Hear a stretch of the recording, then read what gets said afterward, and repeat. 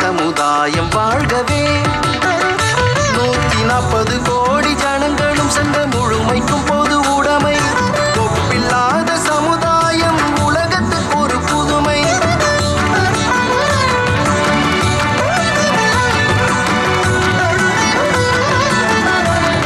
अब हमारे समक्ष उत्तराखंड राज्य की यह मनमोहक झांकी अष्ट तत्व और एकत्व को समेटे ऑर्गेनिक खेती, योग, प्राचीन केदारनाथ मंदिर और उत्तराखंड के विकास यात्रा को अलग अलग रूपों में दर्शाती तथा अध्यात्म को आत्मसात करते आगे बढ़ती देवभूमि की यह झांकी। डोलिया जोड़ा और थड़िया झूमेलो झूमेलो नगनल बाजू बंदे गड़को महू झूमेलो सरुली सुम्याल की प्रेम गाता झूमेलो दी भाई ना बोला मेरा गड़को महू झूमेलो झूमेलो झूमेलो झूमेलो देवियों तथा सज्जनों, एकता परेड के अवसर पर अब समय है गुजरात, मध्य प्रदेश और राजस्थान से आए स्कूली बच्चों की प्रतिभा को सराहने का। 11 से 18 वर्ष आयु वर्ग के ये होनहार छात्र एवं छात्राओं द्वारा पाइप बैंड और ब्रास बैंड की मिश्रित प्रस्तुति में ये होनहार बच्चे देशभक्ति की मधुर स्वर लहरी के माध्यम से एकता का संदेश देंगे, जिसमें सर्वप्रथम राज्य स्तर विजेता SGVP द्रोणेश्वर गिर सोमनाथ और श्री स्वामीनारायण कन्या विद्या मंदिर कच्छ गुजरात के बच्चों द्वारा पाइप बैंड की प्रस्तुति।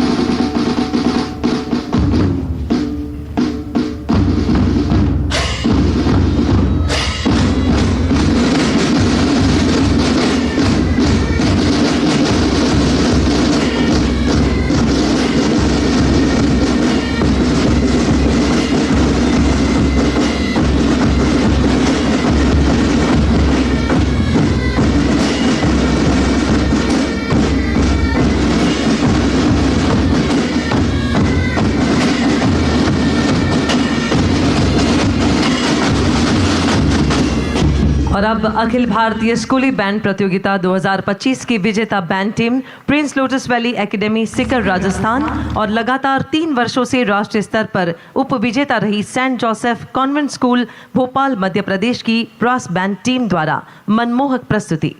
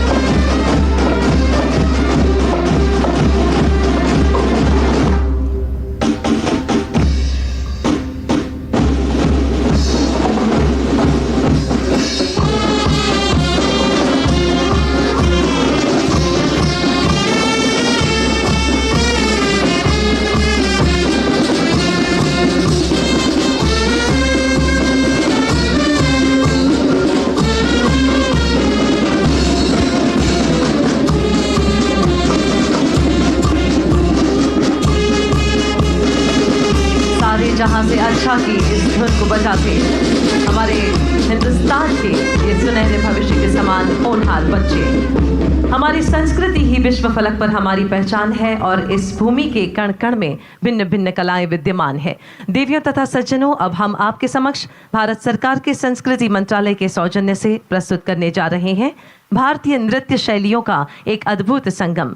भारत के सभी प्रांतों से आए 800 कलाकार एक सुर और ताल में बंधकर विविधता में एकता का जीवंत चित्र प्रस्तुत करेंगे।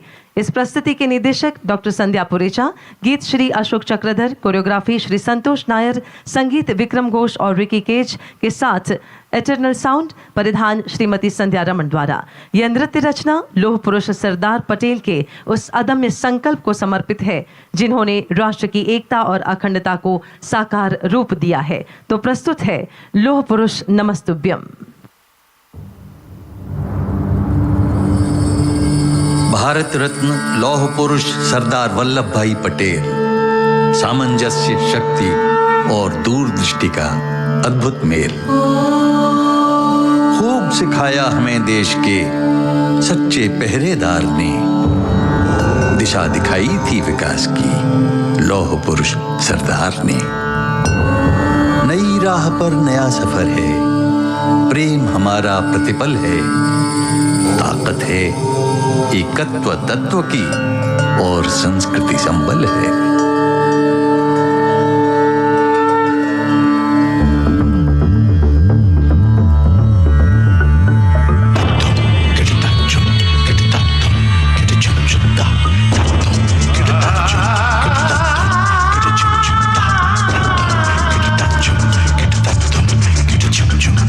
भारत देश की अमृत गाथा हर हर दिशा में गूंजे रे। प्राण प्राण हर धड़कन धड़कन मिट्टी के कण कण में रे। नीले नीले अंबर पर छाए सूरज का उजियारा रे। सातों सागर होके उजागर मंजर मंजर ढाए। सातों सागर होके उजागर मंजर मंजर ढाए। ये देश एक धड़कन, ये देश हर के बंधन, ये देश आए चंदन, ये देश दुनिया से भी, ये देश मंगल पे जी, ये देश पावन नदी, ये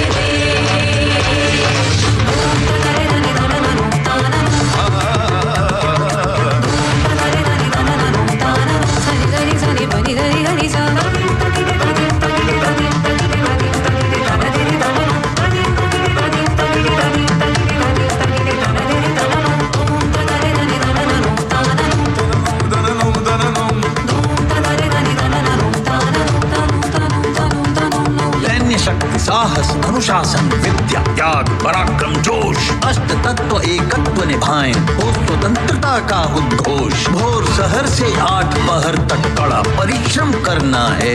शांति मैत्री अग्रदूत बन भारत में दम भरना है। लौह पुरुष नमस्तुभ्यं, लौह पुरुष नमस्तुभ्यं।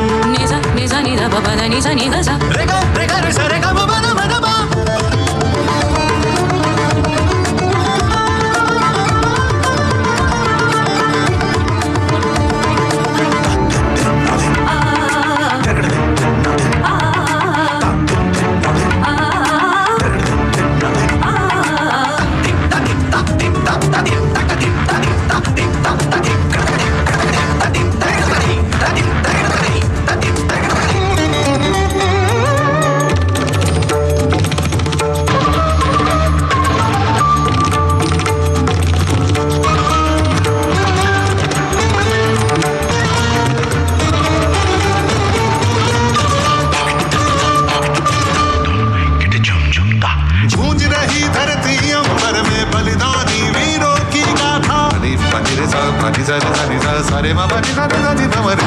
मातृभूमि पर हुए निछावर प्राणों का उत्सर्ग किया था। हमें याद रहेगी लौह लेखनी लिखी कहानी। जिनके संघर्षों से पाई खुशहाली खेती खलिहानी।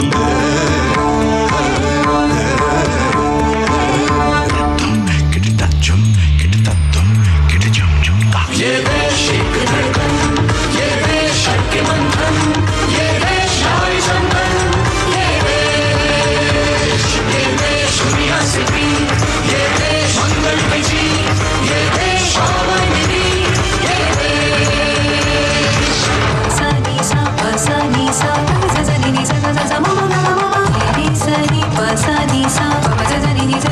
सा नी नी सा सा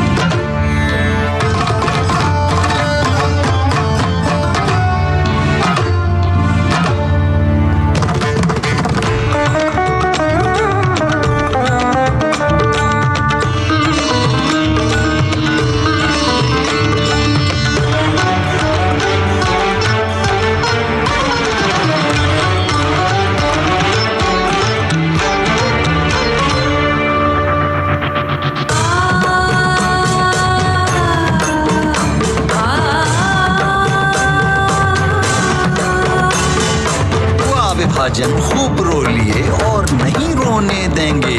मातृभूमि के किसी अंश को अलग नहीं होने देंगे। भारत का निर्माण कर रहे गाते हुए सांस्कृतिक गान। अष्ट तत्व एकत्व हमारी मानवता का है सम्मान। लौह पुरुष नमस्तुभ्यं, लौह पुरुष नमस्तुभ्यं।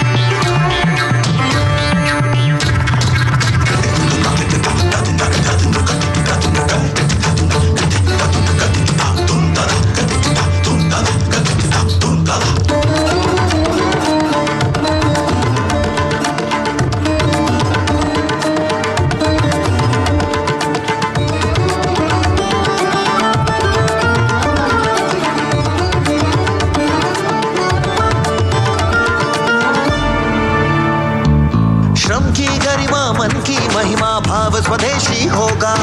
मिलजुल कर हम जो बनाएंगे सब कुछ देशी होगा। हम धीरज अनुशासन कोई हमें हरा ना पाए। हम भारत के सब भारत के भेद न कोई जरा सा। एक प्राण है एक हृदय है एक ध्वजा लहराए। एक प्राण है एक हृदय है एक ध्वजा लहराए।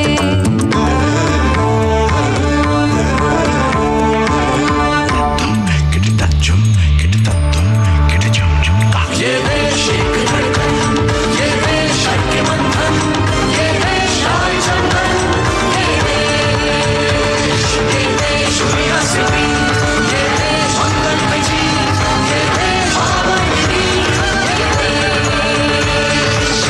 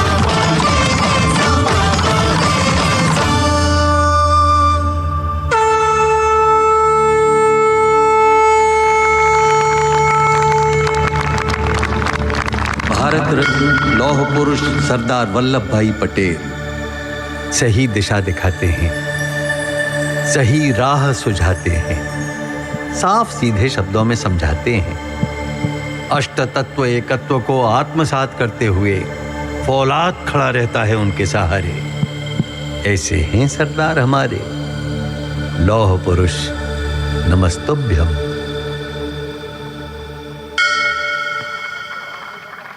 अद्भुत भारत सरकार की संस्कृति मंत्रालय के सौजन्य से प्रस्तुत लौह पुरुष नमस्तुभ्यम। इस मनमोहक प्रस्तुति के बाद अब भारतीय वायुसेना द्वारा सुप्रसिद्ध सूर्य किरण फ्लाई पास्ट की जानकारी एवं चित्रण फ्लाइट लेफ्टिनेंट कमल संधू द्वारा। देवियों एवं सज्जनों, आज राष्ट्रीय एकता दिवस के शुभ अवसर पर कुछ ही देर में आगमन होगा भारतीय वायुसेना की एक ऐसी टीम का जो केवल भारत की ही नहीं बल्कि पूरे एशिया की इकलौती 9 विमानों से गठित एरोबैटिक टीम है। भारत के लौह पुरुष श्री सरदार वल्लभ भाई पटेल जी को आज हमारे ये जाबाज पायलट्स प्रदान करेंगे एक अनोखी आकाशीय सल्यूट।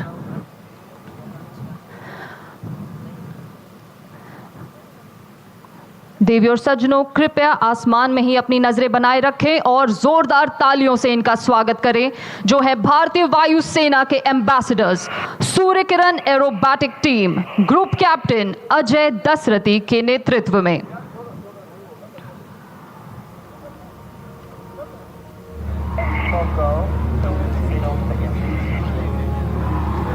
बहुत ही जल्द आपको 1 नहीं 2 नहीं बल्कि 9 विमान एक साथ आसमान में नजर आने वाले हैं और ये दिखाएंगे आपको कुछ दिलचस्प एरोबैटिक मैनूवर्स। ये रहे ठीक आपके सामने।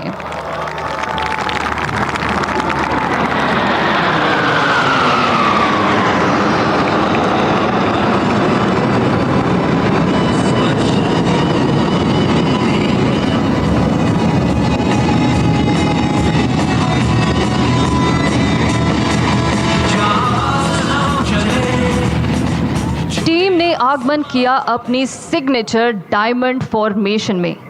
ये विमान एक दूसरे से मात्र 5 मीटर की दूरी पर उड़ान भरते हुए कंधे से कंधा मिलाकर कुछ इस प्रकार उड़ान भर रहे हैं मानो एकता की अदृश्य डोर से बंधे हुए हो। अब जल्दी विमान एक साथ आपको स्टैचू ऑफ यूनिटी की दिशा से आगमन करते नजर आएंगे। अगली प्रस्तुति में ये दर्शाएंगे कि किस प्रकार भारत की सभी सेनाएं एकजुट होकर देश की सुरक्षा और राष्ट्र निर्माण में अत्यंत महत्वपूर्ण भूमिका निभाते हैं। आपकी दाहिनी ओर से प्रस्तुत है टीम की यूनिटी फॉर्मेशन।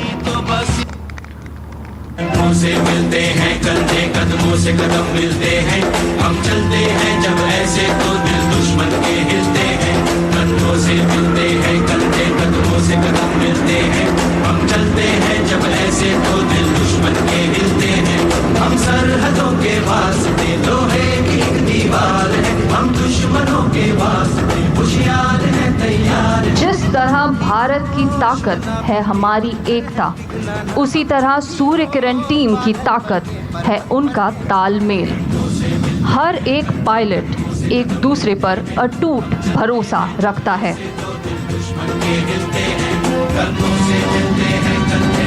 एकता केवल एक शब्द ही नहीं बल्कि हमारी सबसे बड़ी शक्ति है। दर्शकों, अब कृपया सरदार सरोवर बांध यानी अपनी बाईं तरफ अपनी नजरें ले जाएं, क्योंकि अब एक विमान आपको दिखलाएगा Hawk Mark 132 advance jet trainer का एक बहुत ही शानदार नजारा।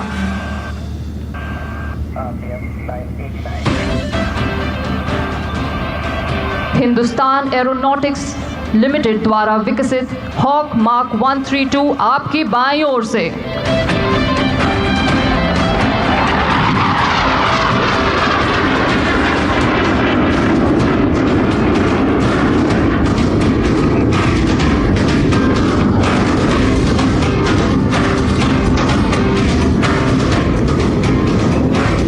और अब स्टैचू ऑफ यूनिटी की दिशा से एक और बार आगमन करते नजर आएंगे आपको हमारे टीम के विमान, जिसमें आप देखेंगे कैसे सीधी उड़ान भरते 3 विमान दर्शाएंगे एकता के 3 स्तंभ, यानी प्रेम, विश्वास और सद्भावना। और उनके इर्द गिर्द उड़ान भरते 2 विमान दर्शाएंगे आपको राष्ट्रीय एकता के रक्षक, यानी हमारी भारतीय सशस्त्र सेनाएं। भारत के लौह पुरुष श्री सरदार वल्लभ भाई पटेल जी को समर्पित ये अगला कर्तव्य कहलाता है एकता अभिरक्षक।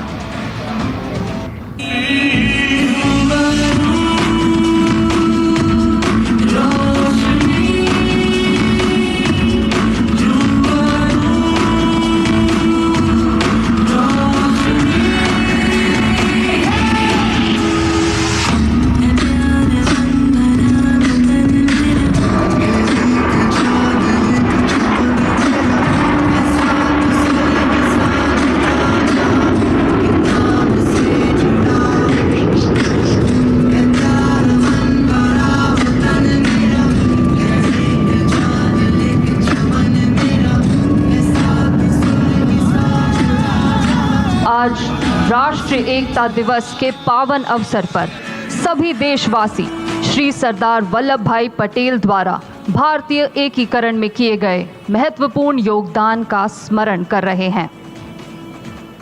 अब हमारे पायलट्स आपके समक्ष प्रस्तुत करेंगे एक अद्भुत चित्र। कृपया अपनी नजरें ऊपर आसमान में ही बनाए रखें, क्योंकि 2 विमान अब बनाएंगे एक खूबसूरत दिल की आकृति।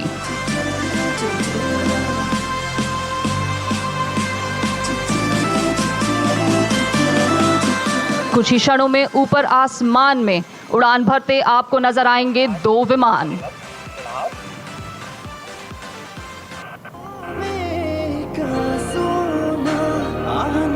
और ये चले 2 विमान आसमान की ओर बहुत ही जल्द बनाने एकता नगर के आसमान में एक खूबसूरत दिल।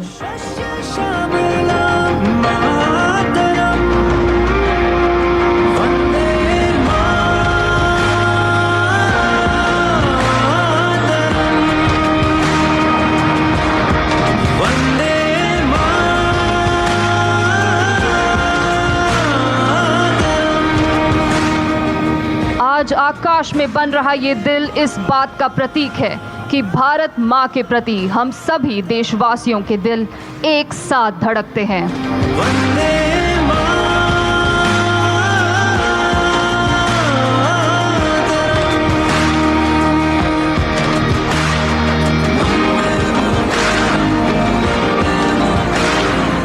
दर्शकों, अब कृपया अपनी नजरें सरदार सरोवर बांध की दिशा में ले जाएं और सुनिए हमारे टीम लीडर का संदेश उनकी कॉकपिट से। सेना की ओर से आप सभी को राष्ट्रीय एकता दिवस की बहुत बहुत शुभकामनाएं।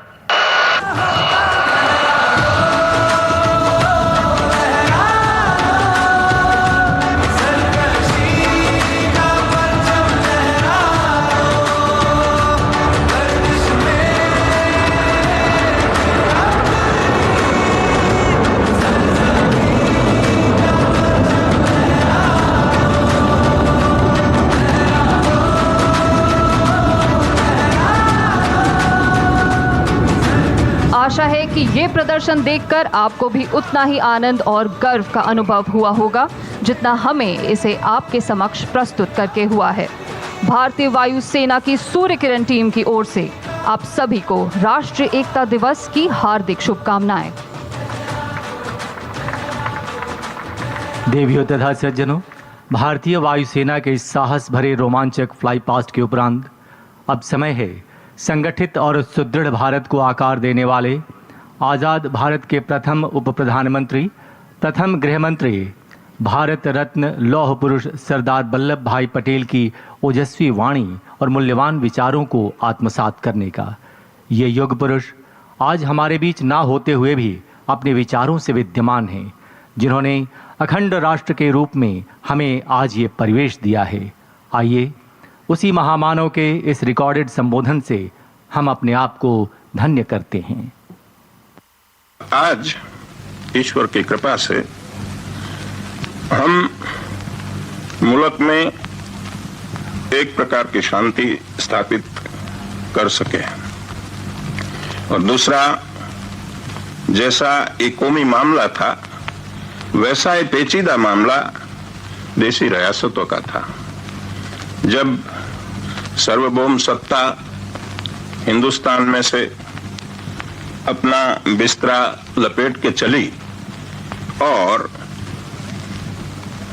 जब उसने ऐलान किया कि इधर पैरामाउंसी खत्म होती है, उस समय पर मुल्क में क्या होगा और मुल्क एक रहेगा या तो उसका टुकड़ा टुकड़ा हो जाएगा, उस बारे में बहुत लोगों का अलग अलग ख्याल था और बहुत लोग चिंता में घिरे थे।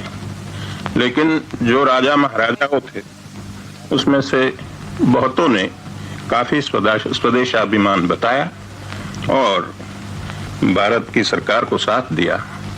उसके लिए मैं आज इन लोगों को धन्यवाद देना चाहता हूं और मैं कहना चाहता हूं कि उनकी मदद से आज मुल्क में जो एकता हुई है वो सैकड़ों साल पहले कभी नहीं थी।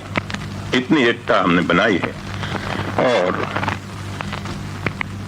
जो काम हमें करना है वो काम हम करें तो सारी दुनिया में हिंदुस्तान जो अपना योग्य स्थान है वो ले सकता है। और मुझे विश्वास है कि इस रास्ते पर जो रास्ता गांधी जी ने हमको बताया है उसी पर हम चलेंगे तो हमारी जगह सारी दुनिया में बहुत ऊंची होगी।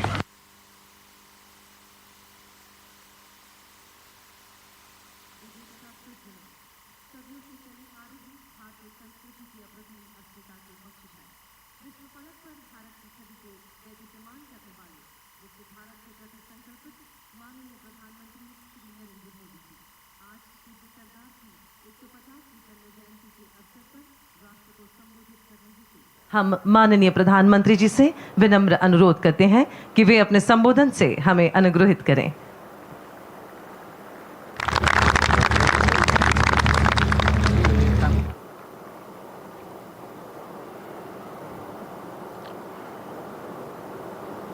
मैं कहूँगा सरदार पटेल, आप सब कहेंगे अमर रहे, अमर रहे।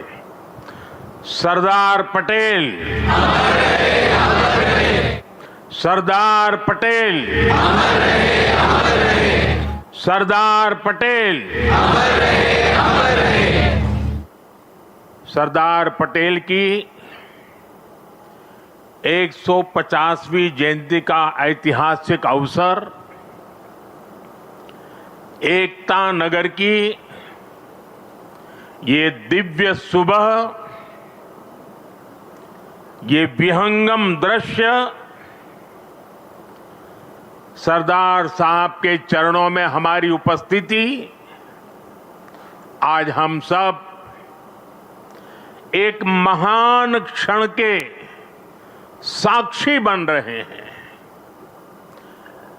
देश भर में हो रही एकता दौड़, रन फॉर यूनिटी, कोटि कोटि भारतीयों का उत्साह, हम नए भारत की संकल्प शक्ति को साक्षात महसूस कर रहे हैं। अभी यहां जो कार्यक्रम हुए, कल शाम जो अद्भुत प्रस्तुति हुई, उनमें भी अतीत की परंपरा थी, वर्तमान का श्रम और शौर्य था और भविष्य की सिद्धि की झलक भी थी। सरदार साहब की 150वीं जयंती के उपलक्ष्य में स्मृति सिक्का और विशेष डाक टिकट भी जारी किया गया है।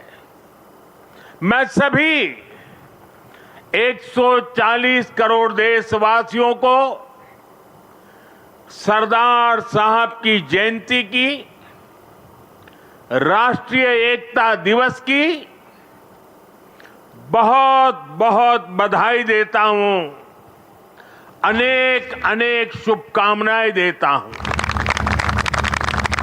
साथियों, सरदार पटेल मानते थे कि इतिहास लिखने में समय नहीं गंवाना चाहिए, हमें तो इतिहास बनाने के लिए मेहनत करनी चाहिए। उनकी ये भावना हमें उनकी जीवन गाथा में दिखाई देती है। सरदार साहब ने जो नीतियां बनाई, जो निर्णय लिए, उन्होंने नया इतिहास रचा, नया इतिहास बनाया।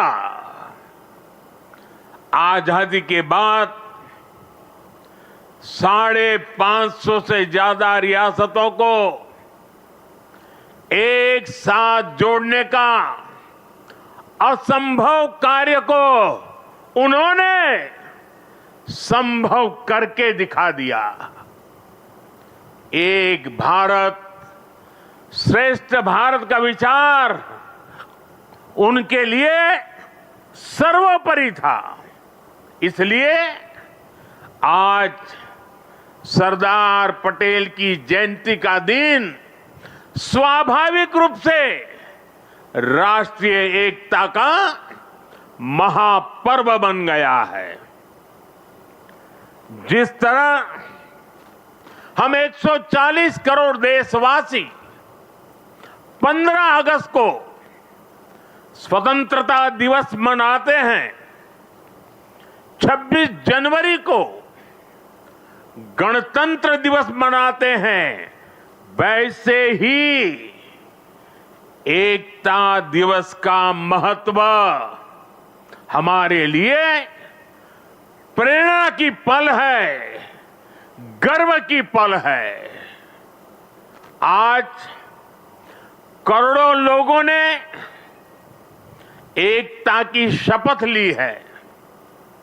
हमने संकल्प लिया है कि हम ऐसे कार्यों को बढ़ावा देंगे जो देश की एकता को मजबूती दें। यहां एकता नगर में ही एकता मॉल, एकता गार्डन एकता के सूत्र को सशक्त करते दिखते हैं। साथियों, हर ऐसी बात जो देश की एकता को कमजोर करती है, हर देशवासी को उससे दूर रहना है, ये राष्ट्रीय कर्तव्य है। ये सरदार साहब को सच्ची श्रद्धांजलि है। यही आज देश की जरूरत है।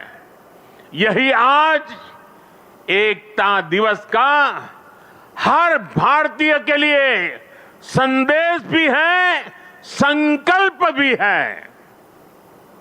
साथियों, सरदार साहब ने देश की संप्रभुता को सबसे ऊपर रखा, लेकिन दुर्भाग्य से सरदार साहब के निधन के बाद के वर्षों में देश की संप्रभुता को लेकर तब की सरकारों में उतनी गंभीरता नहीं रही।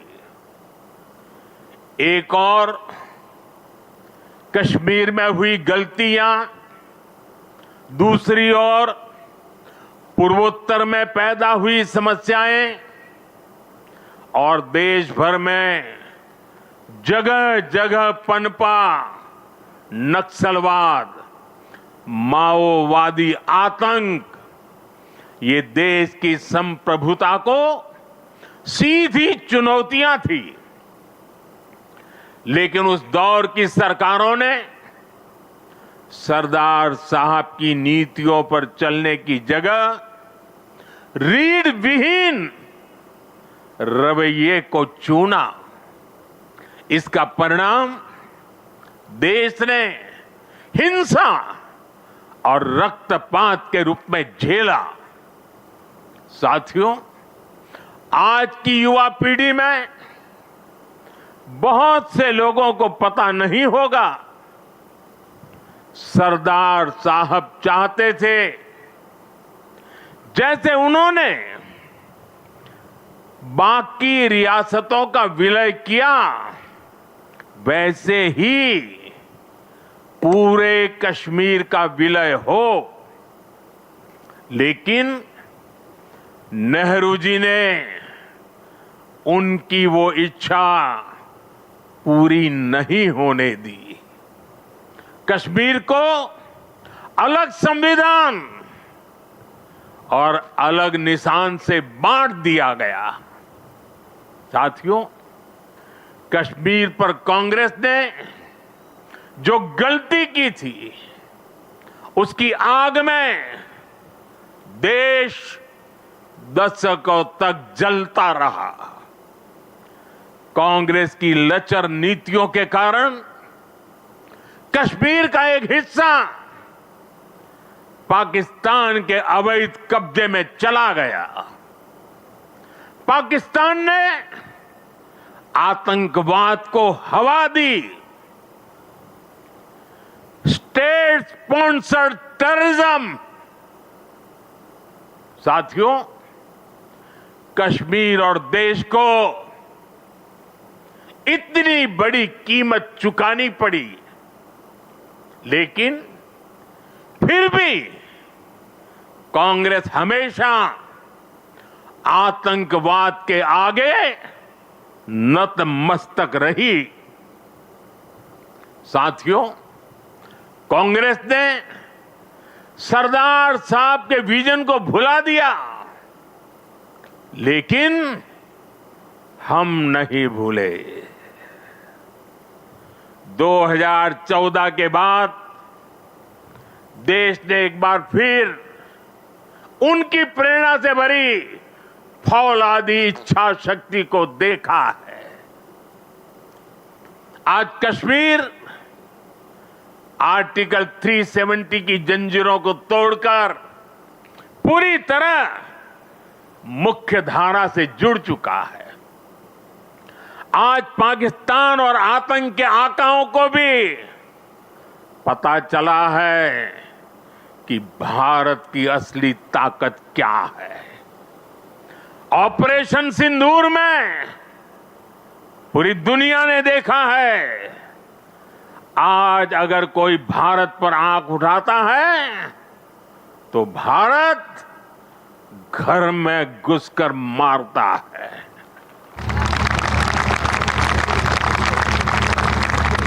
हर बार भारत का जवाब पहले से बड़ा होता है, पहले से ज्यादा निर्णायक होता है।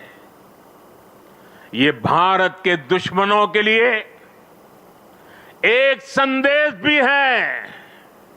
ये लौह पुरुष सरदार पटेल का भारत है। ये अपनी सुरक्षा और सम्मान से कभी भी समझौता नहीं करता है।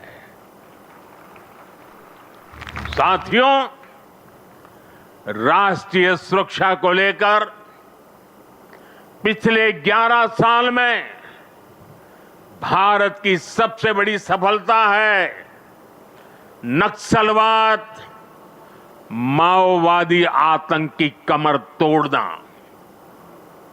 2014 से पहले हमारे देश में हालत ऐसी थी कि देश के भीतर, देश के बीचों बीच नक्सली माओवादी अपनी हुकूमत चलाते थे। नक्सली क्षेत्रों में देश का संविधान नहीं चलता था। पुलिस प्रशासन वहां काम नहीं कर पाता था। नक्सली खुलेआम नए नए फरमान जारी करते थे, सड़कें नहीं बनने देते थे, स्कूल, कॉलेज और हॉस्पिटल को बम से उड़ा दिया जाता था और शासन प्रशासन उनके आगे लाचार नजर आता था। साथियों, 2014 के बाद हमारी सरकार ने नक्सलवाद, माओवादी आतंक पर प्रचंड प्रहार किया। हमने शहरों में बैठे अर्बन नक्सलियों के समर्थकों, अर्बन नक्सलियों को भी किनारे लगाया। हमने वैचारिक लड़ाई भी जीती और नक्सलियों के गढ़ में जाकर उनसे मोर्चा लिया। इसका परिणाम आज देश के सामने है। 2014 के पहले देश के करीब 125 जिले माओवादी आतंक की चपेट में थे। आज ये संख्या केवल 11 बची है और उसमें भी सिर्फ 3 जिलों में ही नक्सलवाद अभी भी कुछ गंभीर रूप से हावी है। और आज मैं सरदार पटेल के सानिध्य में एकता नगर की इस धरती से पूरे देश को भरोसा दिलाता हूं, जब तक देश नक्सलवाद, माओवाद, उस आतंक से पूरी तरह मुक्त नहीं हो जाता, हम रुकने वाले नहीं हैं, चैन से बैठने वाले नहीं हैं। साथियों, आज देश की एकता और आंतरिक सुरक्षा को बहुत बड़ा खतरा घुसपैठियों से भी है। देश के भीतर दशकों से विदेशी घुसपैठिए आते रहे, वो देशवासियों के संसाधनों पर कब्जा करते रहे, डेमोग्राफी का संतुलन बिगाड़ते रहे, देश की एकता दांव पर लगाते रहे। लेकिन पुरानी सरकारें इतनी बड़ी समस्या पर आंख मूंदे रही। वोट बैंक की राजनीति के लिए राष्ट्र की सुरक्षा को जानबूझकर खतरे में डाला गया। अब पहली बार देश ने इस बड़े खतरे के खिलाफ भी निर्णायक लड़ाई लड़ने की ठानी है।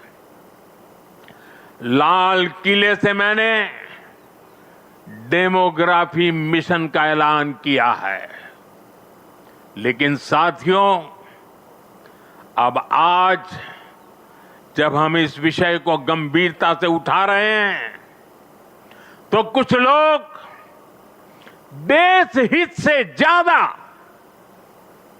अपने स्वार्थ को ऊपर रख रहे हैं। ये लोग घुसपैठियों को अधिकार दिलाने के लिए राजनीतिक लड़ाई लड़ रहे हैं। इनको लगता है कि देश एक बार टूट गया, आगे भी टूटता रहे, इनको कोई फर्क नहीं पड़ता। जबकि सच्चाई यह है कि अगर देश की सुरक्षा और पहचान खतरे में आएगी तो हर व्यक्ति खतरे में आएगा।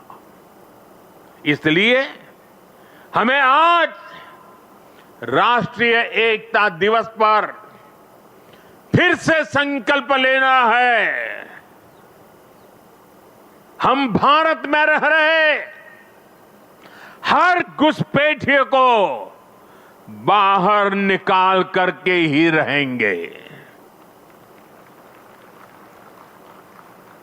साथियों, जब हम लोकतंत्र में राष्ट्रीय एकता की बात करते हैं तो इसका एक स्वरूप ये भी है कि हम विचारों की विविधता का सम्मान करें। लोकतंत्र में मतभेद स्वीकार्य है, मनभेद नहीं होना चाहिए। लेकिन विडंबना देखिए, आजादी के बाद जिन लोगों को देश ने दायित्व सौंपा, उन्हीं लोगों ने वी द पीपल की स्पिरिट की हत्या करने का प्रयास किया। उन्होंने अपनी सोच और विचारधारा से अलग हर व्यक्ति और संगठन का तिरस्कार किया, उसे डिस्क्रेडिट करने की कोशिश की।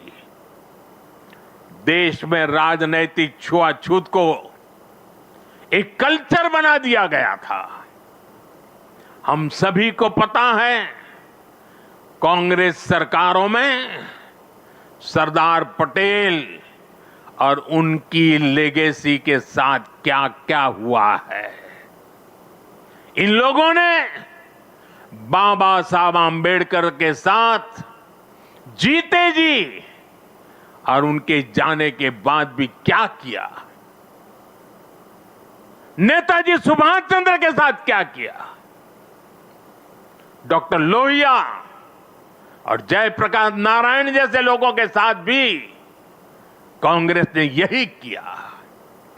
इस साल राष्ट्रीय स्वयंसेवक संघ के आरएसएस के 100 वर्ष पूरे हुए हैं।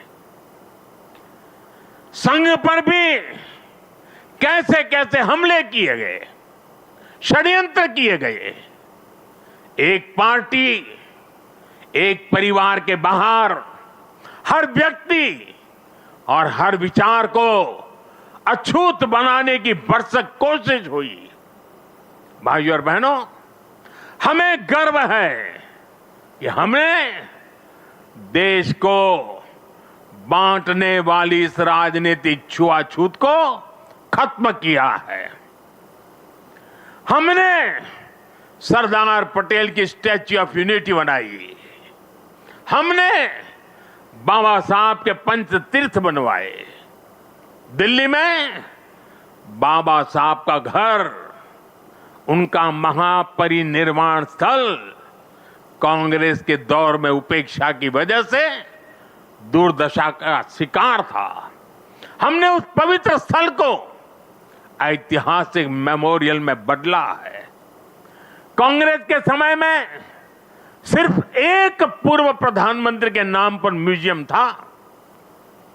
हमने देश के अब जितने भी पीएम हुए हैं, उन सब के योगदान को समर्पित राजनीतिक छुआछूत से ऊपर उठ करके पीएम म्यूजियम बनाया है।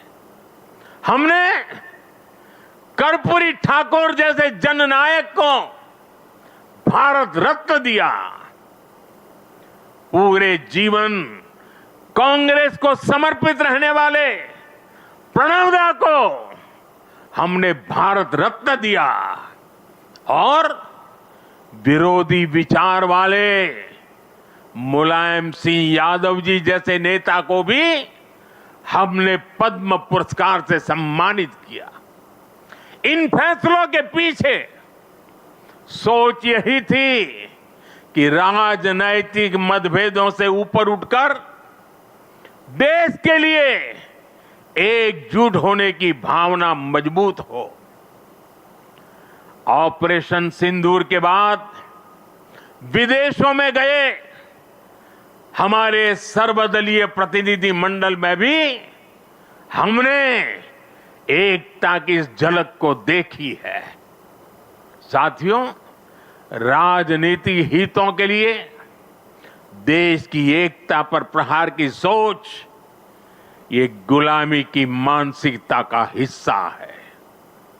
कांग्रेस ने अंग्रेजों से केवल पार्टी और सत्ता ही नहीं पाई, बल्कि कांग्रेस ने गुलामी की मानसिकता को भी आत्मसात कर लिया था। आप देखिए, अभी कुछ दिन बाद ही हमारे राष्ट्रगीत वंदे मातरम के 150 साल होने जा रहे हैं। 1905 में जब अंग्रेजों ने बंगाल का विभाजन किया, उसके प्रतिरोध में वंदे मातरम हर देशवासी का स्वर बन गया था। वंदे मातरम देश की एकता और एकजुटता की आवाज बन गया था। अंग्रेजों ने वंदे मातरम बोलने की बात तक बैन लगाने की कोशिश की थी। अंग्रेज इस कोशिश में कभी भी कामयाब नहीं हो पाए। कई हिंदुस्तान के कोने से वंदे मातरम का नारा गुंजता ही रहा। लेकिन जो काम अंग्रेज नहीं कर पाए, वो काम कांग्रेस ने कर दिया। कांग्रेस ने मजहबी आधार पर वंदे मातरम के एक हिस्से को ही हटा दिया। यानी कांग्रेस ने समाज को भी बांटा और अंग्रेजों के एजेंडे को भी आगे बढ़ाया। और मैं आज एक बात बहुत जिम्मेदारी से कह रहा हूं, जिस दिन कांग्रेस ने वंदे मातरम को तोड़ने का, काटने का, विभाजित करने का फैसला लिया था, उसी दिन कांग्रेस ने भारत के विभाजन की नींव डाल दी थी।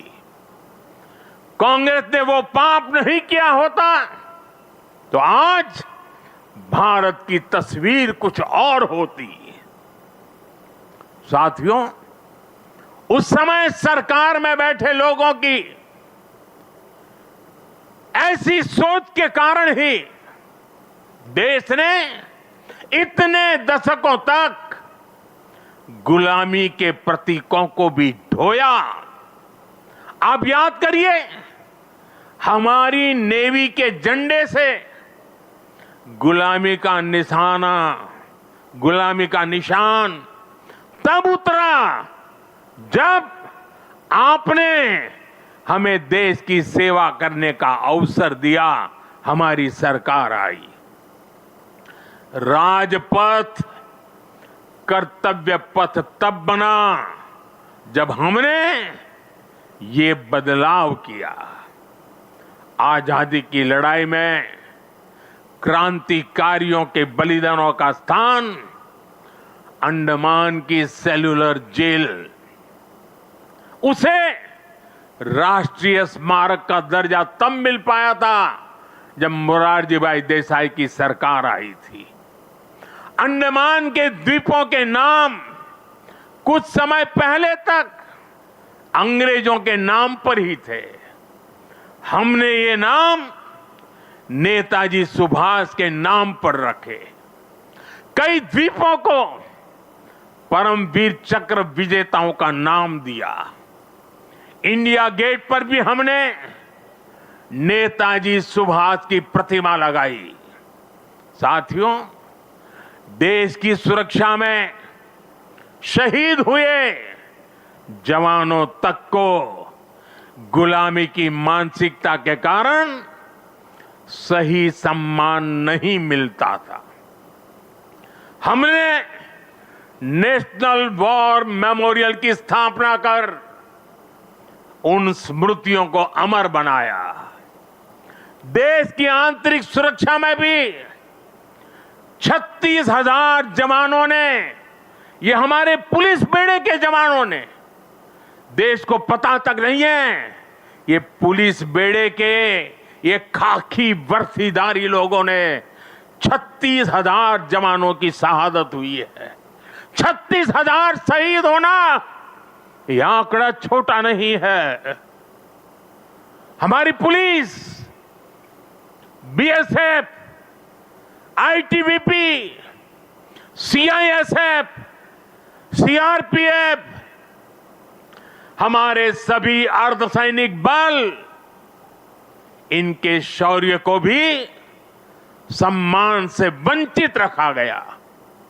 ये हमारी सरकार है जिसने पुलिस मेमोरियल बनाकर उन शहीदों को सम्मान दिया। मैं आज सरदार पटेल के चरणों में खड़े होकर के मैं देश भर में जिन जिन लोगों ने पुलिस बेड़े में रह करके सेवाएं की हैं, जो जो लोग आज पुलिस बेड़े में रह करके देश की सेवा कर रहे हैं, मैं सरदार पटेल के चरणों में खड़े रह करके आज मैं उनको सैल्यूट करता हूं। मैं उनका गौरव करता हूं, मैं उनका सम्मान करता हूं। आज देश गुलामी की मानसिकता के हर निशान को हटा रहा है।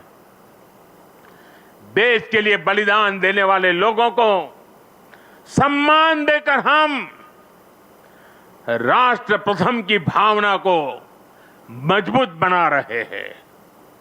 मेरे प्यारे देशवासियों, एकता राष्ट्र और समाज के अस्तित्व का आधार होती है। जब तक समाज में एकता है, राष्ट्र की अखंडता सुरक्षित है। इसलिए विकसित भारत के लक्ष्य तक पहुंचने के लिए हमें देश की एकता तोड़ने वाले हर षड्यंत्र को विफल बनाना होगा। एकता की ताकत से विफल बनाना होगा। इसलिए आज देश राष्ट्रीय एकता के हर मोर्चे पर निरंतर काम कर रहा है। भारत की एकता के इस अनुष्ठान के 4 आधार स्तंभ हैं। एकता का पहला स्तंभ है सांस्कृतिक एकता।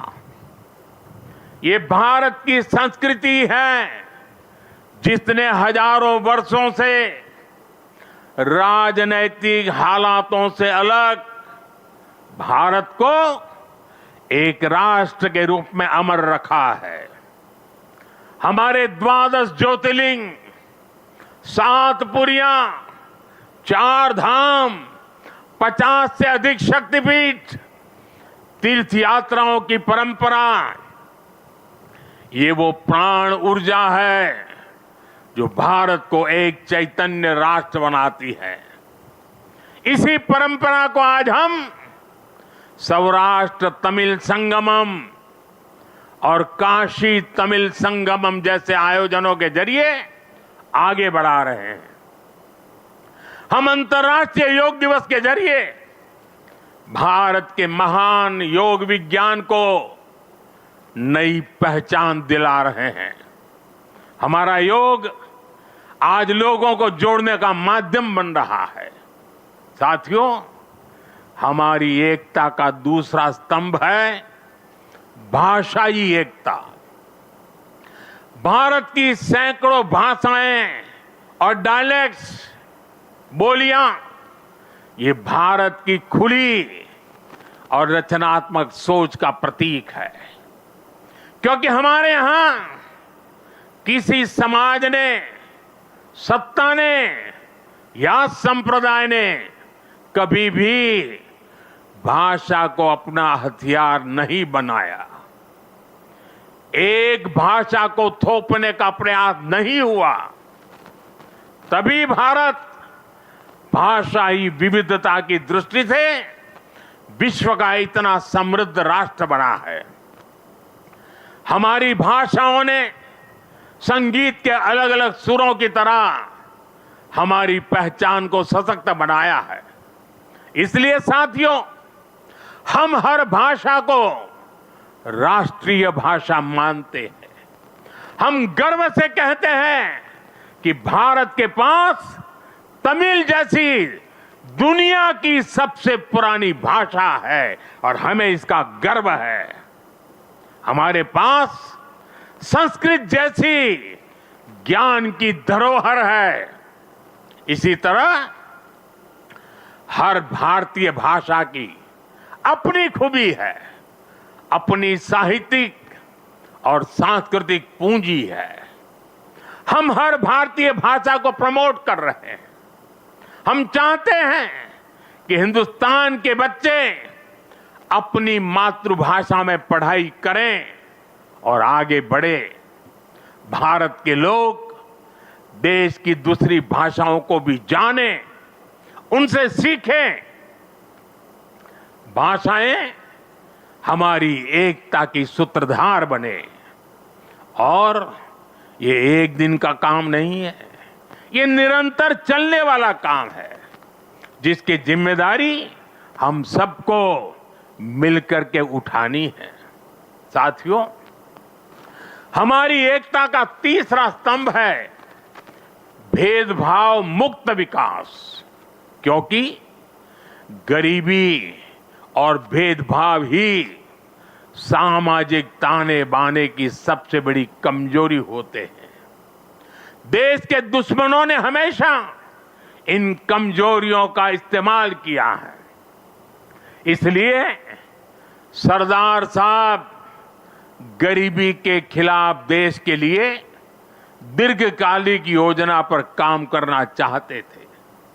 सरदार पटेल ने एक बार कहा था कि अगर भारत को आजादी 1947 के बजाय उससे भी 10 साल पहले मिल गई होती तो भारत 1947 तक भारत खाद्यान्न की कमी के संकट से मुक्त हो चुका होता।